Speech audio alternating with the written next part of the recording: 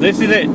We finally set off after about 5 weeks of emptying the house and packing and unpacking and repacking and loading and unloading, reloading. Finally, house is empty with an estate agent, and we're off on the big adventure that will take us to our new place in New South Wales.